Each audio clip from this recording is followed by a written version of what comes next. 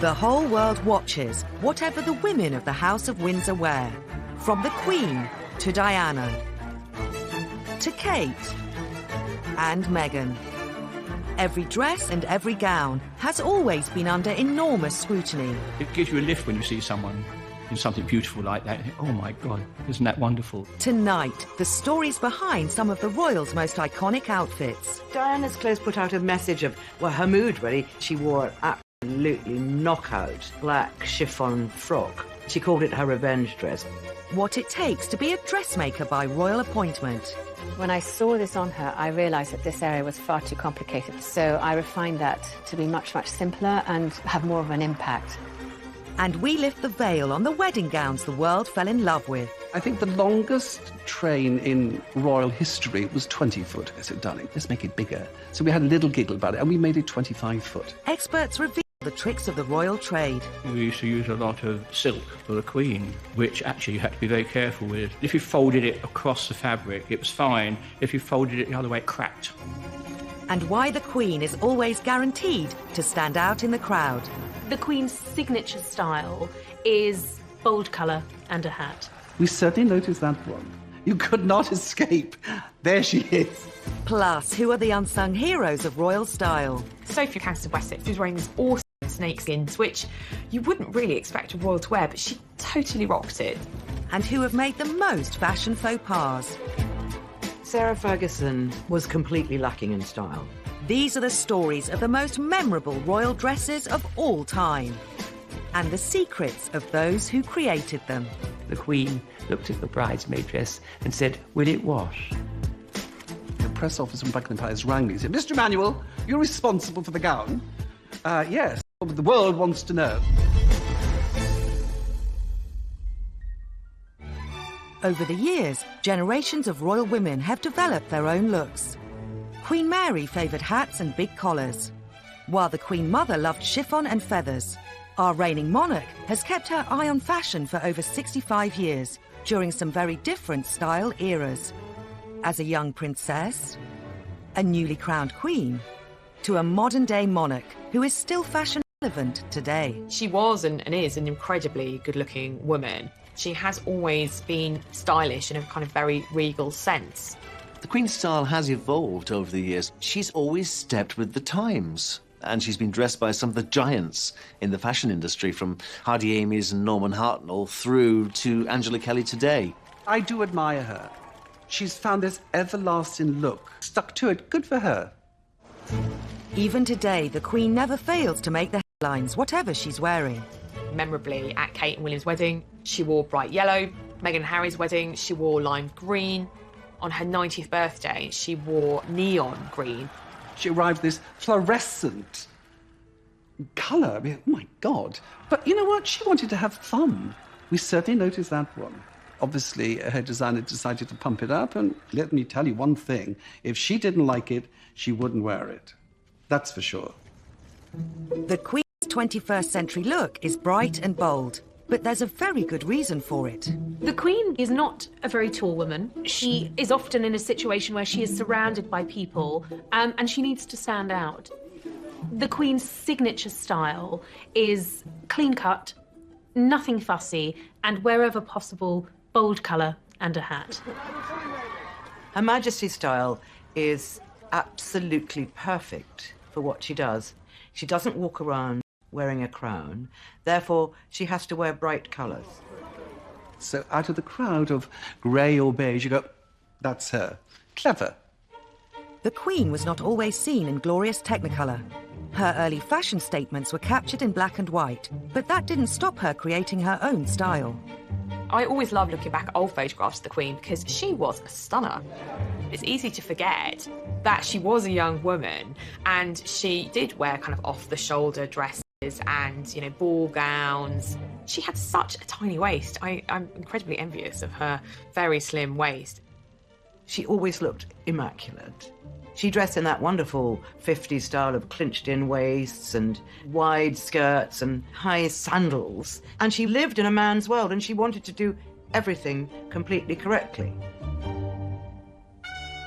When she became queen, she had to think carefully about her style and which designers she would wear. There is no reason why English fashions should not compete with the famous creations of the dress houses of Paris. One designer the Queen favoured was Norman Hartnell, the darling of the British fashion scene. He was known for his opulent yet dignified designs. It's a very convenient dress for the evening because it has pockets to it, you see. It has a multitude of sins. Norman Hartnell. And also Hardy Amies made some beautiful outfits for the Queen. But I think my favourite are her old Hartnell dresses. They hark back to an era of such elegance, such style, and such incredible workmanship. From the very beginning of her reign, the Queen has been a fashion inspiration. Roy Allen has been... I was an apprentice and worked my way up through Hardy Amies. So I started in 57. Hardy Amies and Hartnell were the top two fashion houses that made for the Queen. I made clothes for Princess Margaret and Fergie, the Queen Mother, in Usher Cornwall. It gives you a lift when you see someone in something beautiful like that. You think, oh my God, isn't that wonderful? You know, it gives you a lot of pleasure. The royals have many demands upon their wardrobe, from walkabouts to state dinners to meeting foreign dignitaries. They need to be ready for any occasion. There's so much going on that the royals went to, so we were always making clothes for them. The normal thing was 3 fittings. I only ever did 1. And for everything I make for any of them, I keep a pattern. So I can revert back to those you never stopped making for her in those days. Just stand around for lots of fittings. You know, you didn't really want to do that. So if you get away with 1 fitting like that, you know, it saved her a lot of aggro, really. In his early days of making clothes for the Queen, Roy couldn't resist a keepsake. The very first thing I worked on when I was an apprentice was a blue coat that she wore to go to Canada. And it had big beaver cuffs on it. When it was fitted and I had to mark up the alteration and everything, the piece I cut off of it, I kept because I thought, oh, the Queen's had this, the Queen's worn this, and I still have it to this day. The Queen works with her designers to create the perfect outfit. Those collaborations often offer an insight into life behind the scenes with the royals. One of her favourite couturiers, Ian Thomas, made this beautiful outfit for her. When he was doing the hem, Prince Philip walked through the Queen's dressing room and said, nice dress. And a Queen flushed scarlet. And I always remember him telling me that story. She was just so thrilled to get the compliment from her husband, who's normally so brusque and offhand. David Sassoon is one of the world's most admired designers, dressing superstars like Audrey Hepburn, Elizabeth Taylor, and the ladies of the House of Windsor. He's one of the royal family's most trusted dressmakers. When you design for a member of the royal family, they usually have an itinerary of what they're going to be doing in the next few months and what kind of clothes they require. You then submit sketches of the sort of things that you think might be suitable for that particular occasion. It could be a garden party, it could be an opening of Parliament, it could be a very grand ball. One of my first memories of making something for the member of the royal family was Princess Anne. She was 8 years old and she was to be a bridesmaid for the first time. It was very exciting for me because I had only recently come as a student from the Royal College of Art, and suddenly I was going to Buckingham Palace to fit a dress on a royal princess. Designers were tradesmen, so we went to and Nanny put Princess Anne into the bridesmaid dress. And then, out of the blue, the Queen appeared. And I walked backwards to make a bow and walked into this corgi bowl full of water, which upset all over my shoes. And the Queen pulled a cord by the side of the fireplace, and a liveried page appeared and wiped my shoes. My memory is that the Queen looked at the bridesmaid dress and said, "Will it wash?" She was very concerned that it would wash. I think the Queen is actually quite thrifty when it comes to her wardrobe. There are occasions when she will rewear something, or she will take a dress and team it with a different frock coat or accessorise it and update it. Frugality runs in the family. The Queen's daughter, Princess Anne, is the ultimate thrifty royal. She has worn this cream and navy coat repeatedly over the last 35 years. Working with her dressmakers, the Queen knows what it takes to be perfectly presented. You do give them alternatives. You show them a selection of fabrics to choose from, and then they would say, well, I rather like red, and you might suggest a softer red rather than a bright red. So together, You work with the member of the royal family on what the final garment is going to be. She's very good at sitting, knowing what to do, to smooth things out as she sits down, which is very important. We used to use a lot of silk, which actually you had to be very careful with. It was called zibeline. And if you folded it across the fabric, it was fine. If you folded it the other way, it cracked. She's got her kit, as it were. She's got her working clothes. She can outdazzle everybody with her diamonds, hello, and there's a lot of them. I think she sees it as her working wardrobe. And I'd imagine when she comes back from some gala or reception, she probably takes the tiara off, kicks off her shoes, and relaxes in a dressing gown, like any normal woman would do. When meeting foreign dignitaries, what the Queen wears can sometimes have special significance. In 1983, during a visit to the 20th Century Fox Film Studios in LA, she wore a gown emblazoned with the Californian poppy. She calls them her costumes. Which costume will I wear today? She's dressing up and going out onto the world stage to perform her duty. The state visit to Ireland in 2011 was a hugely important moment in relations between the two countries. By wearing designs reflecting national colours and symbols, the Queen dresses for diplomacy. When she had the state dinner, the shamrock was embroidered within her gown because it's a business. The bodice and sleeves of the Queen's white silk dress were adorned with over 2,000 hand-sewn embroidered shamrocks, while a Swarovski-embellished Irish harp. They are very much functional business dresses, and they are paid for by the Foreign Office because the Queen, as head of state, is representing her country, and this is a work outfit. The Queen has created a very specific look with a very strict code. What I admire about Her Majesty the Queen, she's found a formula that works, and she's stuck with it. And she looks great. Yet even the Queen couldn't compete with one woman. Diana could have worn a plastic sack and looked great. The press immediately called it the black dress. It caused a bit of a stir. That, I think, was the moment that the world woke up and thought, wow, look at Lady Diana. And we reveal how Diana had her very own Pretty Woman moment.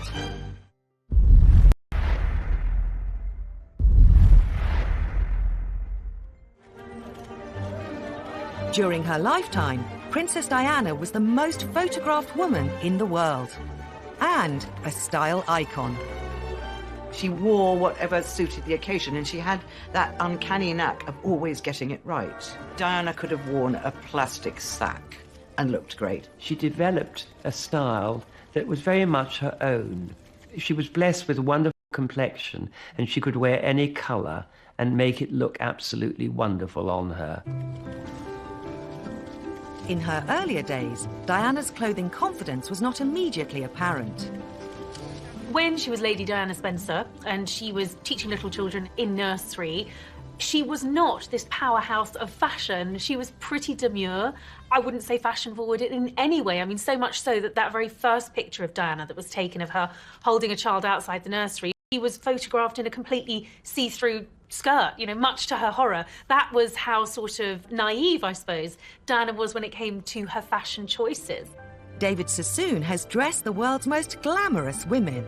Who better to transform the young Lady Di into a princess?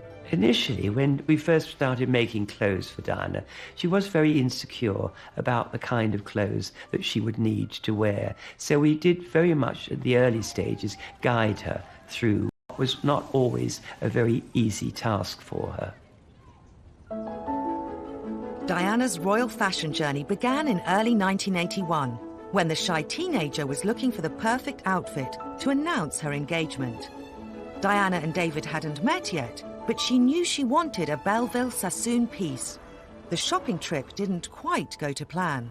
Princess Diana came to our shop one evening about 5 o'clock, and she was met by a rather intimidating vendeuse who asked her what she was looking for, and Diana just suggested it might be a good idea if she went to Harrods. When my partner Belinda Belleville and I heard, we were absolutely horrified to discover that she didn't recognise Lady Diana and suggested that she went to Harrods for the outfit. It then turned out was the one that Diana would wear for the official photographs with Prince Charles on the announcement of her engagement.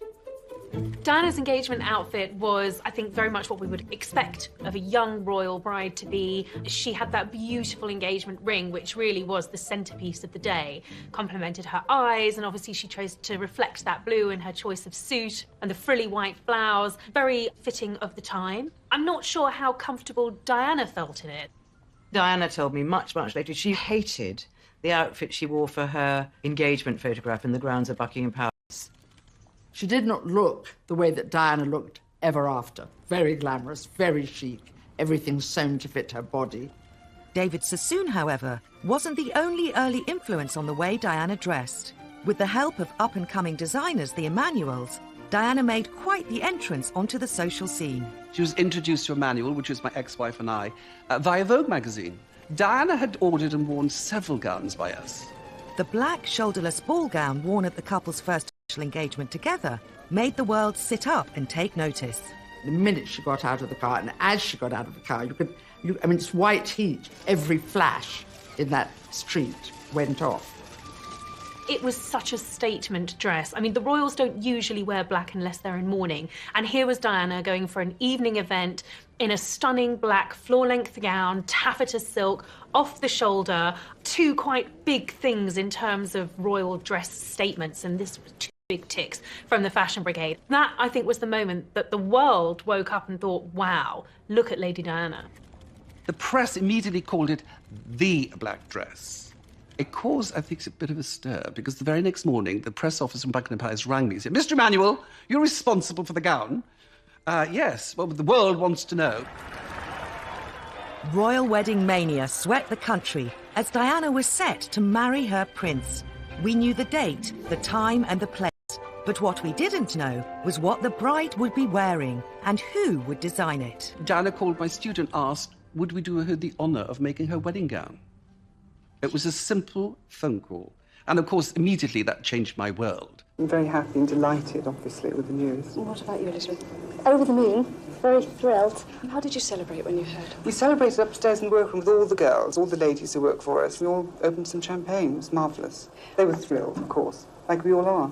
Dreams, but one which the whole world would remember.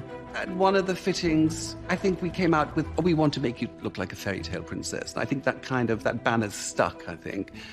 You have to remember, she was ravishingly beautiful, tall and slim. So we promised to make her like a fairy tale princess. Diana's dress had become one of the most closely guarded secrets in fashion history. As with all royal weddings, it was always going to be about the dress. You know, these wedding dresses become iconic parts of royal history. Diana wanted it to be a complete surprise so that when she emerged from her golden coach, that was the first the public, the world, and of course her future husband had seen of this momentous dress, which had been kept as secret as any state secret, it's got to be said. The Emmanuels went to extraordinary lengths to keep Diana's dress under wraps. So regarding her fabric, we decided on a very heavyweight silk taffeta. And we asked the weavers to do a whole bolt in white and a whole bolt in ivory because we didn't want them to know which colour we were going to use. Because we'd promised to keep, like every bride, you would promise to keep it a secret because that's the big reveal. One of the biggest secrets was the length of the train. Both Diana and the Emmanuels were determined it would make a huge impact. We looked at past royal brides, and I think the longest train in royal history was 20 foot. I remember giggling to Dan. I said, darling, come on, it's St. Paul's, it's vast. Let's make it bigger. So we had a little giggle about it, and we made it 25 foot. I think it's the longest train in the history of royal wedding dresses. The 29th of July, 1981. As huge crowds gathered on the Mall to watch the royal procession, a few lucky palace insiders got a sneak preview of Diana's wedding dress. I remember on her wedding day, waiting for the Queen to come through, and all I could see was this vision in white running towards me. She had rolled up the train into a ball, pushed it under her arm, and she was running down the corridor like a galleon in full sail. As Diana made her way to St. Paul's Cathedral, the world got their first glimpse of her and the dress. And so Lady Diana, in that truly stunning dress, is well and truly launched on her way to the cathedral. Because this is the moment where she could exercise that traditional bride's prerogative of late, but somehow I don't think she will. Finally, the moment everyone had been waiting for. There was a collective gasp. It was like, oh, wow, this is what we've been waiting for. And Diana didn't disappoint. She never did when it came to fashion. I certainly remember her getting out of the carriage and thinking, ugh, it was totally creased. And then watching David Emanuel as he bends down, he pulls it down. Oh, princess dress. It really was. I don't think anything will ever come close, ever. And it was one of those dresses, you just remember Diana's wedding dress. It was so 80s, and it's kind of poofiness and all the yards of the train and the big, beautiful, scrumpled material and her beautiful kind of Spencer tiara. It was like a fairy tale that had come to life. As she walked down the aisle, the congregation were able to appreciate her ivory silk taffeta and antique lace gown, complete with a veil made from 153 yards of tulle. And then the whole dress was fairy tale. I mean, it was Princess Cinderella on speed. I mean, it really was the most amazing outfit. And so she just looked regal. The other extraordinary feature of Diana's dress, the 10,000 pearls used by the designers. On the neckline, on the sleeves, it was all beautifully embroidered with pearls and sequins, with a vast crinoline petticoat, and then the huge cathedral veil in tulle, which was hand-sprinkled with mother-of-pearl sequins. So when she walked down the aisle at St. Paul's, it just twinkled. I think that it was part of this very, Cinderella-like, very ostentatious dress, which I think for many people, certainly for many young girls, would have been the dress of dreams. The wedding was watched by more than 750 million people around the world. The Emanuels became household names. When you've had this world acclaim with this beautiful, ravishing bride, you think, you can't outdo this. But of course, as a designer, you've got to go on. So you feel very blessed. Diana had to go on too. She would soon rule the fashion world. She ditched the ruffles and the bows and opted for a more streamlined look. I think she made the Queen and the court aware that keeping up with fashion trends can be quite important to make them more relatable to the people. And she even turned her hand to design. It was the only time that she ever independently designed a dress that she would like us to have made. I didn't think it was one of the most successful dresses we have ever made for her. She almost weaponized the way she looked because she was saying to the world, he cheated on me. Look what he was missing out on.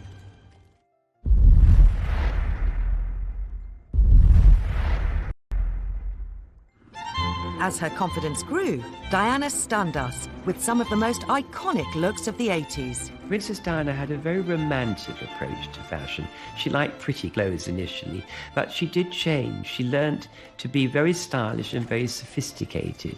Diana was very good at suggesting a hat and fur muff. She looked very like she'd walked out of a Dr. Zhivago film, and that was a very successful outfit. And it caused a whole fashion trend suddenly of people having muffs again. I think she made the Queen and the court aware that keeping up with fashion trends can be quite important to make them more relatable to the people. Designers loved every minute of working with the princess. She was such fun to work with. You know, there's delicious blue eyes, and she had a wit and she had humour. She'd ring on a Monday and say, please, please, please, I need something for Friday. You know, you sometimes have to turn it around pretty swiftly. And she said, I know you're terribly busy. And I said, yep, you'd move mountains for her, because she was just so lovely. Creating a look was one thing, but creating a dress was another, as Diana discovered when she required a gown to attend her first state opening of Parliament in 1981. We were asked to design a very important dress for the state opening of Parliament. Princess Diana sent us a sketch of what she thought the dress should look like. So we redrew the dress and worked out practically how it was going to work. And it was the only time that she ever independently designed a dress that she would like us to have made. It had a satin bodice, white organza, embroidered with little silver trees dotted all over it, on the actual puff sleeves. I didn't think it was one of the most successful dresses we have ever made for her, and I don't think she felt in the long run it was quite as good as it could have been. Everything Diana wore at home and abroad was pored over. On royal tours and formal occasions, everything had to be perfect. If you're dressing a royal, particularly for a foreign tour, you've got to do your research. It is a huge responsibility. And the other thing to remember, it's going to be watched and scrutinized by billions of people around the world. Wherever she went in the world, what Diana wore was headline news. And tonight's bare-shouldered dress showed a very sunburned neck. I was very proud of this particular dress because Princess Diana wore this to the opening of the Barbican. And she's put at the top, "Yes, please." It was in burgundy taffeta with a ruffled sleeve with a little bit of white lace poking out and a little square neckline. It was an empire shape because she was quite heavily pregnant then, but she looked absolutely enchanting.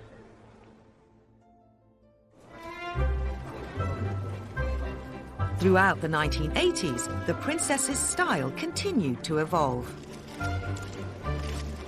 She took a very lovely diamond and emerald necklace and she wore it as a headpiece. And it looked amazing. I mean, I'm not quite sure how she managed to fasten it at the back of her head, but she obviously did, and it looked fantastic.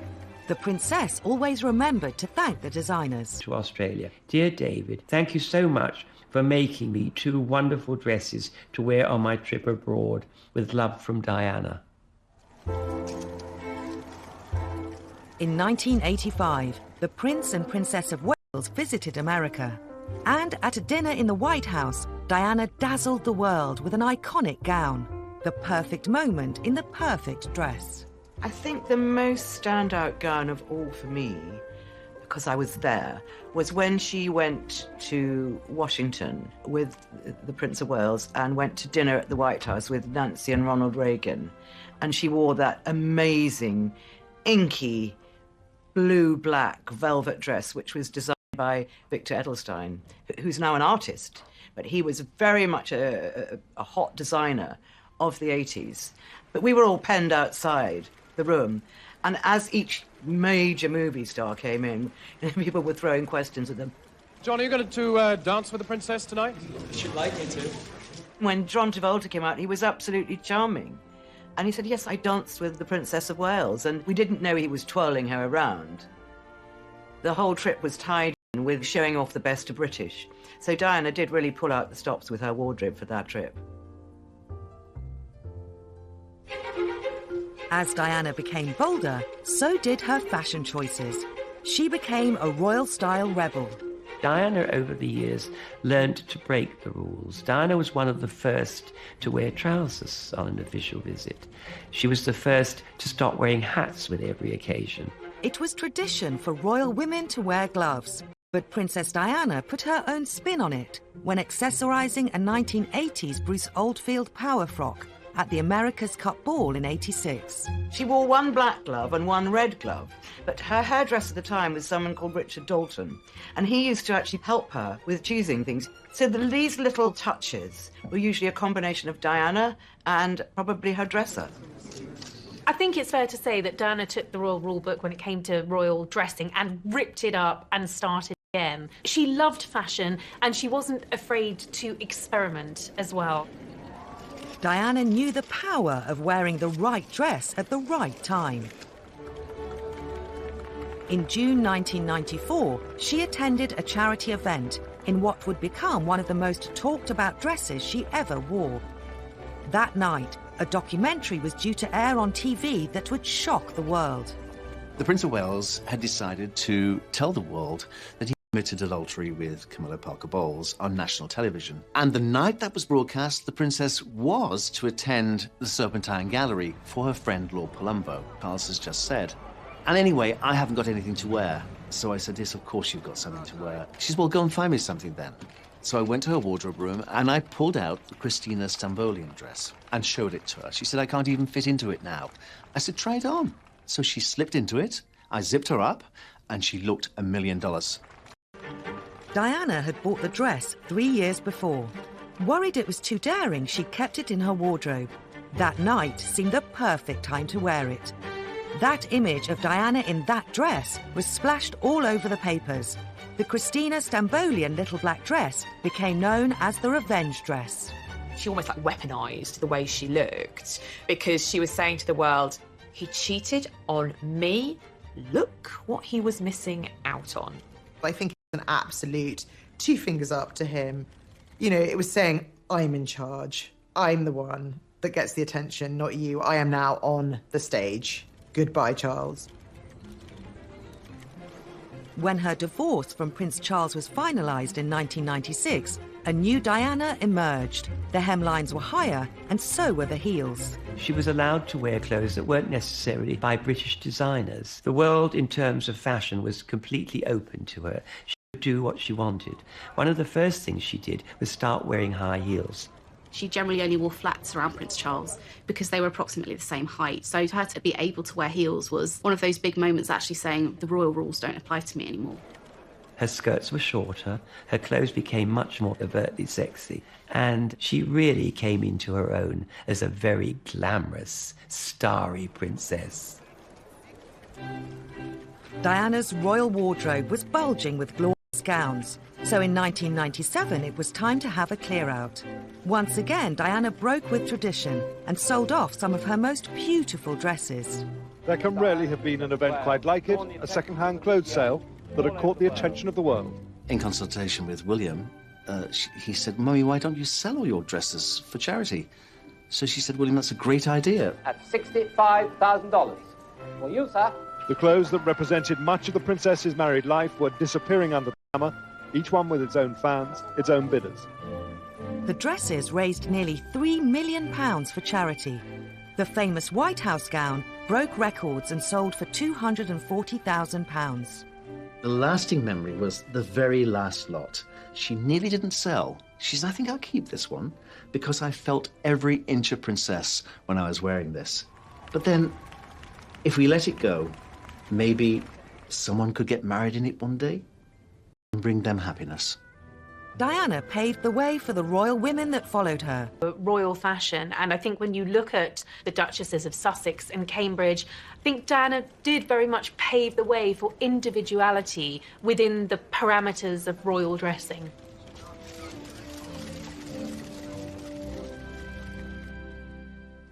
Diana led the way in the style stakes, but there's nothing like a royal wedding to really capture the imagination.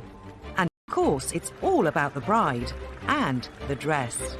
We had a lot of fun, and she actually wanted to put in a Pegasus horse, which I thought, well, how am I going to put that in? The big story here was breaking with British tradition. Said by Queen Victoria, as you know, everything should be British.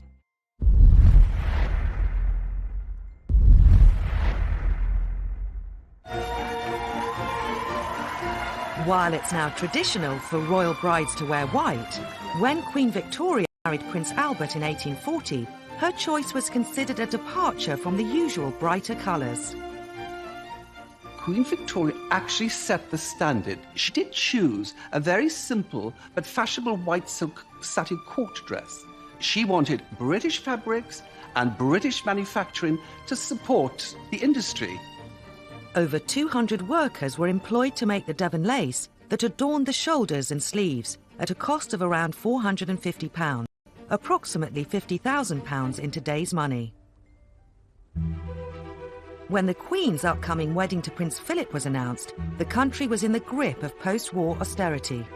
The government granted the Queen and her designer Norman Hartnell 200 extra ration coupons for the gown. The great British public were also determined to help. These were austere times. Could you imagine there was clothing coupons and the public feeling a huge sympathy for the Queen sent in their coupons, but the palace quite rightly returned all their coupons and sent them back. So I don't know how to this day Hartnell pulled it off, but Hartnell's gown was made of ivory Duchess satin, and it was actually inspired by the image Primavera by Botticelli. I mean, divine. By the time it was announced the Queen's younger sister, Margaret, would marry society photographer Anthony Armstrong-Jones, times had changed. In 1960, austerity was out, celebrity glamour was in. Princess Margaret was, very much a style icon and transgressed from royalty to celebrity. She would pore over magazines and ordering clothes from international couturiers and designers. Despite the princess's love of international fashion, she turned to the family favourite, Norman Hartnell. Princess Margaret is absolutely definitely my all-time favourite. I thought she looked incredible. on a silk organza dress, the high neck, the long sleeve, the styling, the fitted into the waist, the beautiful full skirt. She just looked glamorous and quite magnificent. The hair was swept up into a huge diamond tiara. Her long tulle veil was edged in satin, was actually made in Paris. She looked like a movie star. In the early 1970s, it was the turn of Princess Anne to walk down the aisle as she married Captain Mark Phillips. The moment we've all been waiting for, and how lovely she looks. Now, we expected something quite different, and we've certainly got it today. She took a different path from previous royal brides. Princess Anne changes the mould here. Instead of a couturier, she chose Maureen Baker, a ready-to-wear designer for the company Susan Small. I spoke to Maureen, and she told me literally the company Susan Small gave her a room and said, get on with it. I think that's Princess Anne's personality. She's, going to do things her way and her style, and I don't think that's following necessarily the sort of trend of slightly better-known designers and more of a glamorous style. She likes to keep a very conservative, straight look, and I think that came very much through in her wedding dress. She looks absolutely marvellous. Nearly a decade after Princess Anne's wedding, Diana's dress would set a new bar for royal brides. Sarah Ferguson would have a lot to live up to when she married Prince Andrew in 1986. Sarah Ferguson was completely lacking in style. She's just one of those people that did not have a very good dress taste, as Diana was one of those people that had the most brilliant taste. Fergie appointed British couturier Lindka Chirac to design her wedding dress. At that time, she was having a really hard time with the press for wearing this or looking like that or whatever. And I just thought, okay, shut that all out and we just focus on beautiful you and creating something that would be actually her. The pattern book that contains all the original drawings for Fergie's dress still occupies pride of place in Lindka's studio. The heavily embroidered design incorporated very personal details. This was the original sort of sketch and the working drawings for all the beadwork. It shows quite clearly the thistles, bumblebees, bows with the S's on the end, which is all part of Sarah's coat of arms. Into the wedding dress, I wanted to bring in the joint aspect of Sarah and Andrew getting married. Andrew brought the navy into the wedding dress through the anchors and hearts and waves, and Sarah brought her coat of arms in. So we had a lot of fun, and she actually wanted to put in a Pegasus horse, which I thought, well, how am I going to put that in? And then she also wanted to put in a helicopter, because at that time she was flying helis. So still keeps the original toil, or mock-up of Fergie's wedding dress in her studio. The first time we ever put it on her with the actual shaping correct, neckline to be decided height and depth, but also to look at the beading. And in fact, when I saw this on her, I realized that this area was far too complicated, the central part. So I refined that to be much, much simpler and have more of an impact. It was just too busy. Lindka simplified some aspects of the design, but the detailed embroidery and beadwork would still set a new benchmark for intricacy. In the dress, in total, I used 120 meters of fabric. There were 220 hours of beading, and the train had 130,060 beads in it. The total, including the bodice, was 153,760 beads, pearls, diamonds, you name it. Amazing. On the big day, huge crowds gathered in central London for Sarah Ferguson and Prince Andrew's wedding. A steadying hand and a first full view of the dress and the bride in all her beauty. As Fergie stepped out of her carriage, Lindka, seen in the white jacket, was on hand to adjust her train. What would the waiting world make of her design? There was a lot going on, but it was a beautiful, beautiful dress, and she never looked better than on her wedding day. Fergie did silence her critics. I think every man in the land said, I'd be happy to have that girl on my arm. What was very important is that she had something that was timeless, and actually the shoulders are quite big because that was so much the fashion in the 80s. But generally, it's a timeless dress that would stand her beautifully forever.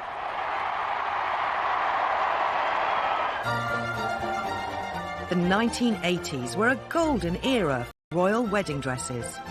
3 decades on, Diana's 2 sons, Harry and William, would also walk up the aisle. If you look at the Duchess of Cambridge, she's constantly being compared to Diana. Diana was such an icon to live up to. They were such big footsteps for Kate to be filling. But ever since the death of Diana, the press, the media have been looking for the next global royal fashion icon. And I suppose that's fallen to Kate and now to the Duchess of Sussex as well.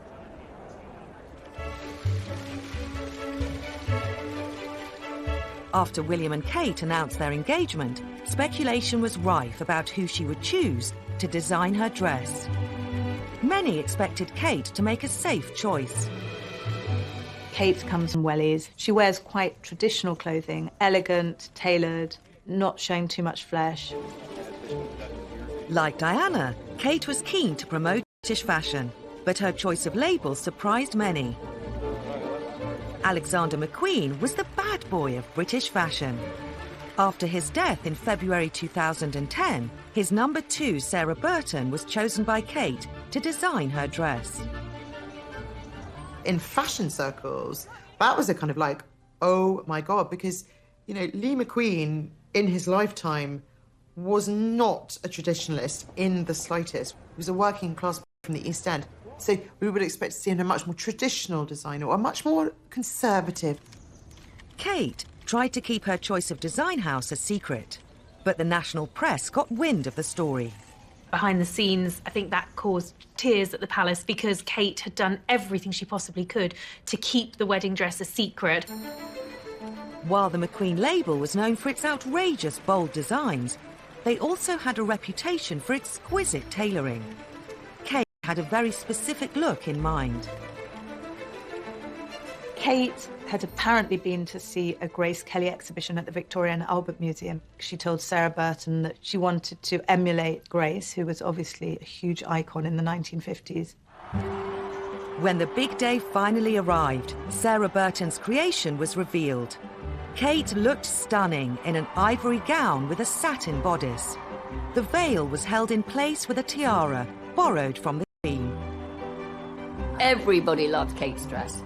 The excitement, that moment that she stepped out, it was wow, incredible. She looked sensational. Even now, it gives me butterflies. I absolutely adore what Kate wore on her wedding day. I love the fact that the dress was so strong, so tailored, and it had that delicate lace throughout as well. The bodice seemed to be exquisitely fitted to her.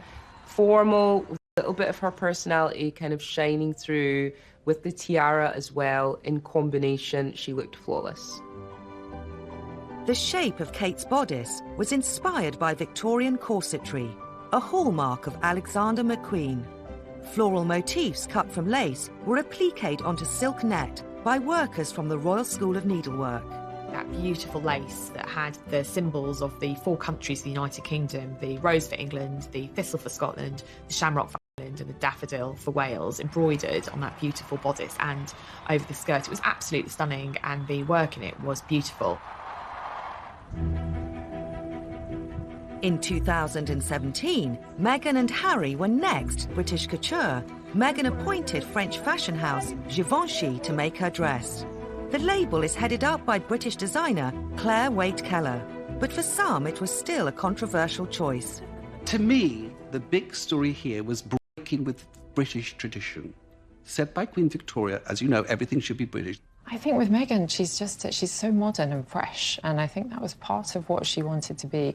It really wanted to represent her. I wanted her to feel absolutely incredible in the dress, and also I wanted her to feel like it was absolutely right for the occasion too. Like Kate, Meghan sought fashion inspiration from her favourite Hollywood-style icon. Meghan has been a huge Audrey Hepburn fan since she was a child, so it is unsurprising, really, that she chose to go for Givenchy, who was Audrey Hepburn's favourite designer. It was like, of course. Who else would she have gone for? May 2018.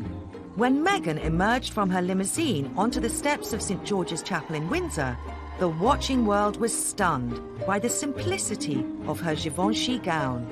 The dress is perfect from the moment she gets out of that car and walks up the steps into Windsor Chapel. It's simplicity itself. And there's just 6 seams. There's a boat neck, very, very relaxed. We're talking about a very sophisticated, chic older bride. Glossy, chic, understated. So it was refreshingly simple. Opinion was divided, though. Some fashion experts think Meghan's dress took simplicity too far. I, of course, that it really was a shame, that there was no question it was a little too big for her. So they didn't get the perfect cut and all fit. And that was a shame. I wasn't like, oh wow, this dress is amazing. In fact, I was a bit uninspired by it. Just as a dress, I just thought, nah, it's not done it for me. I found it too plain. When it comes to royal wedding dresses, even simplicity comes with a huge price tag. There have been all sorts of figures thrown at the cost of the Duchess's wedding dress, anything from 180,000 up to about $250,000. It does seem like an obscene amount of money, but the hours of labour that go into making that dress, and you're going to the head of an international fashion house, it's going to cost.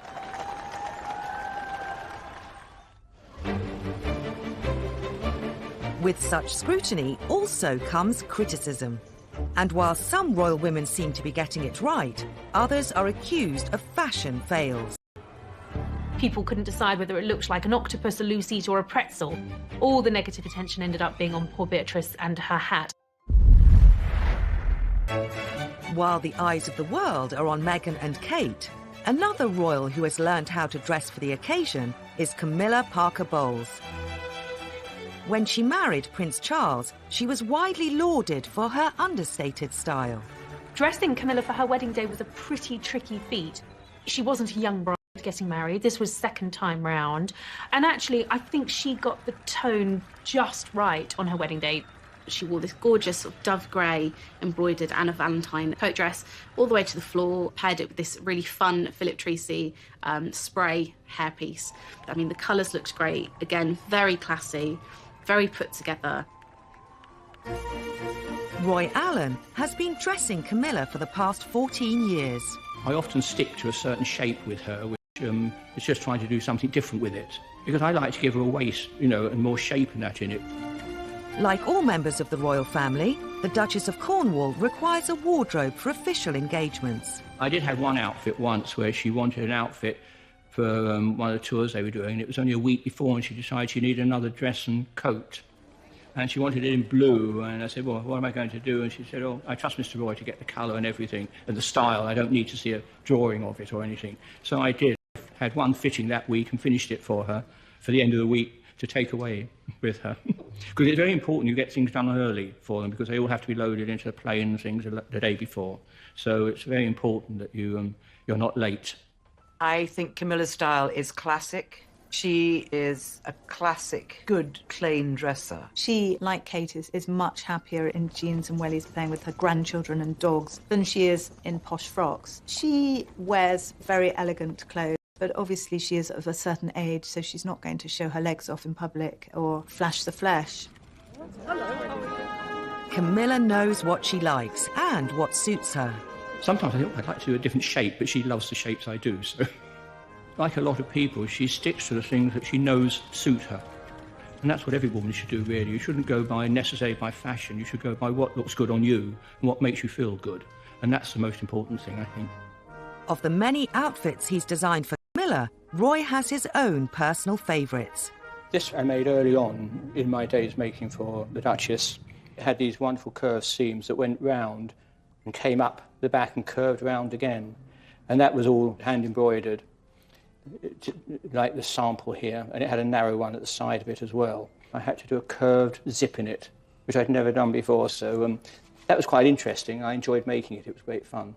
This is one I made for one of her trips, which she liked, and she's worn quite a lot to different things. This was in a lovely purple wool, and it had rows and rows of pleating around the neck and around the cuffs, so it was very pretty. It was quite popular, and it's been photographed quite a lot. Understated her style may be, but Camilla hasn't gone unnoticed by the fashion world's biggest names. Edward Enfield, who is the new editor of Vogue, adores Camilla, thinks she's the best dressed royal. He thinks she's gorgeous. He wants to put her on the cover of Vogue. I mean, I'd love to see Camilla on the cover of Vogue. I think that would be awesome. The Duchess of Cornwall is finally getting some recognition for her fashion. But she's not the only royal who's sometimes underappreciated in the style stakes. I think the one who's not applauded enough is the Countess of Wessex. Sophie Rhys-Jones, Countess of Wessex, I think is one of the best dressed royal women. She is fashion forward without being too out there, without being too outre. It's not ostentatious, it's not full blown, it's very pared down. I often see her at Ascot where she's got it spot on, where so many royals get it wrong. She dresses now better in her 50s than she did when she was in her 30s, which is quite interesting. She's more than happy to sort of experiment with patterns and fun and flamboyancy. One of Sophie's favourite designers is Amelia Wickstead, and she's worn some stunning Amelia Wickstead dresses in the past. And I remember at the Palace of Versailles, she was wearing these awesome snakeskin, which you wouldn't really expect a royal to wear, but she totally rocked it. She was wearing something that was very fashion forward, but in her way, her style. But there are others who have come in for huge criticism. The worst dresser of all time was definitely Fergie. And she looked great in her own clothes and jeans and T-shirts, but she was just a disaster in the fashion of the 80s because it was too much for her. It was too frilly, there were too many bows, there were too many tweaks, there were too many frills. And she said so herself. So Fergie in the 80s just didn't go together. She actually, I think, as an older woman now, has got her style absolutely on point. She's got really good legs. She always wears dresses or pleated skirts, a top and a blazer. And, you know, she's got that lovely red hair. Learning from the past mistakes of others isn't always easy. In the way that Sarah Ferguson's always had a bit of a bad reputation when it comes to fashion, unfortunately her daughters haven't escaped that either. I mean, that image of Beatrice in the Philip Tracy hat at the royal wedding in 2011, I think is one that will forever haunt her. People couldn't decide whether it looked like an octopus, a lucite or a pretzel.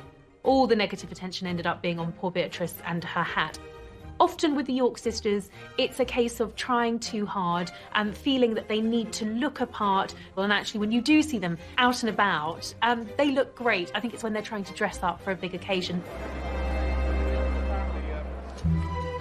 Even the Queen isn't immune from the odd fashion faux pas, although they've been few and far between. Variety performance, and she wore this frankly hideous dress. It was bright yellow in the skirts and the top of the dress was in a harlequin print of other vibrant colours. It was just jarring to the eyes to see, if I'm honest, and not what you usually see from Her Majesty for an elegant evening occasion. A state banquet in Slovenia was another example of that. Quite a nice silver brocade gown that she was wearing, but it was trimmed with fur around the cuffs and the neck. The proportions were just off and it just looked a little bit strange for the time and the occasion. So that was a no from me. With designers on hand to create unique pieces, royal women can be reasonably sure they won't be caught in the same outfit as anyone else, surely. The Queen was looking at a swatch of fabrics with Bobo MacDonald, who was her dresser at the time. And Ian said, Your Majesty, I think that one of my other clients might have that dress. He said, let's have it then. And he said, but Your Majesty, I don't want anyone else to be seen in the same dress. She said, yes, what fun. So he made the dress for her. Much later on, the Queen was telling him a story. She was at Royal Ascot. In those days, they had a house party for the entire week of Ascot. She walked down the stairs wearing this dress. And she looked up, and there was one of her house guests wearing exactly the same dress. And she said to Ian, and guess who had to go and change? So she beetled back upstairs and changed. She found it amusing. It turned into one of the rare occasions when the Queen is rumoured to have changed outfits for a guest. The royal family have always had an effect on fashion trends, and that's never been more true than today. The younger royals have become the ultimate fashion influencers. The Kate effect first struck when she wore a £40 dress from Topshop. Literally, the website crashed. Everybody wanted to be seen in that dress.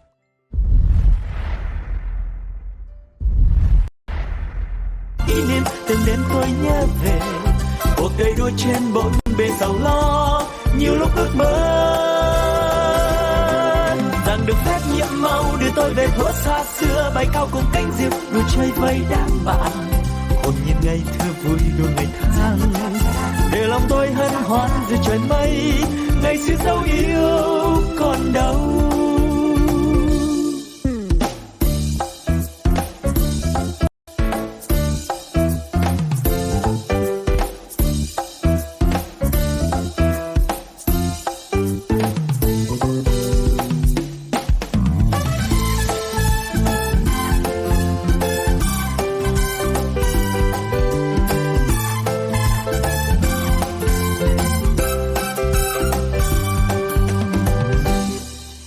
The royal family have long been considered global fashion icons, from Princess Margaret in the 1950s to Princess Diana, right through to 21st century royals Kate and Meghan.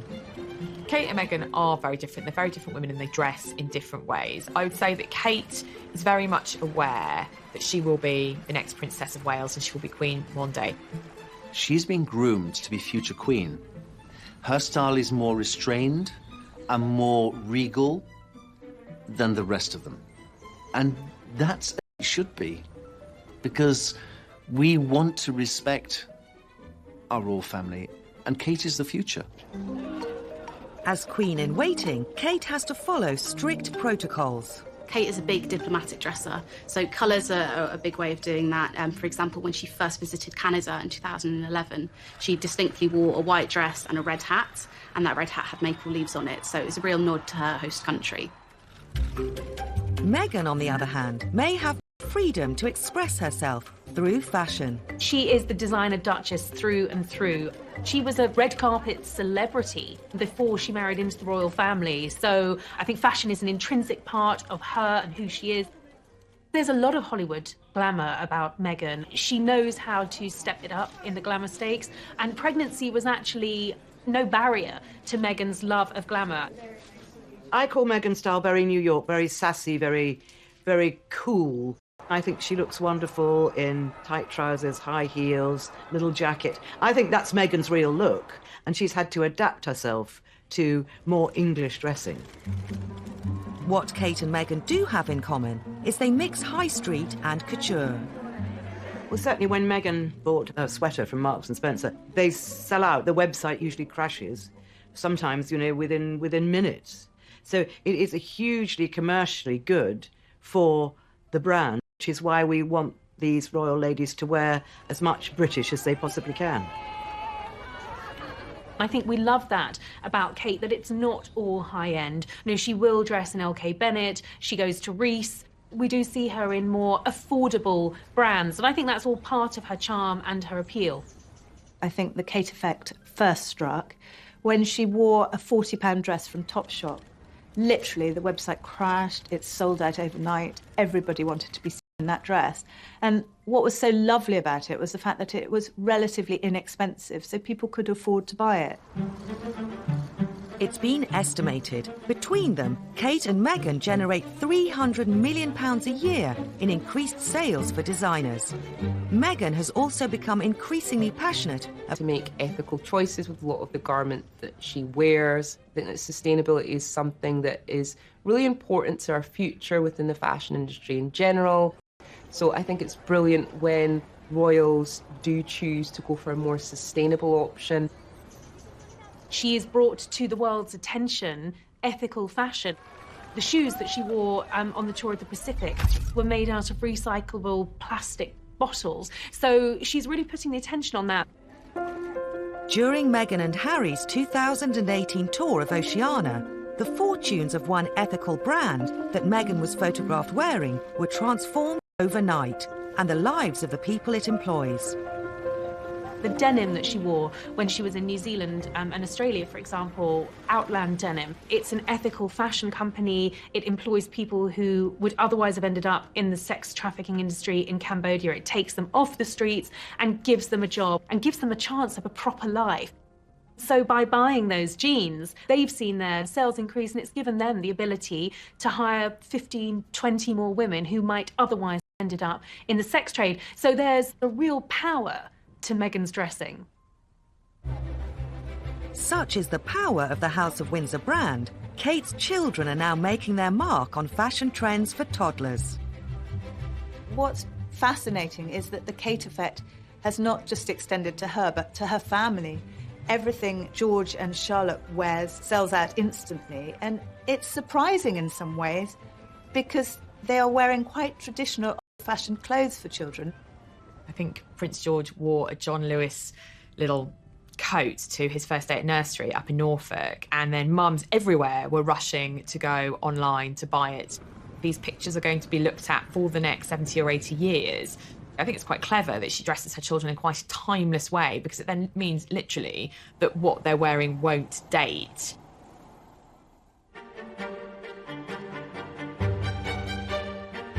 Over the decades, the royals have skillfully used the way they dress to send out a message. Whether it's dressing for diplomacy, a special occasion, or an international tour, reinventing themselves in the eyes of the public, or influencing future trends, what the royals choose to wear will always be watched.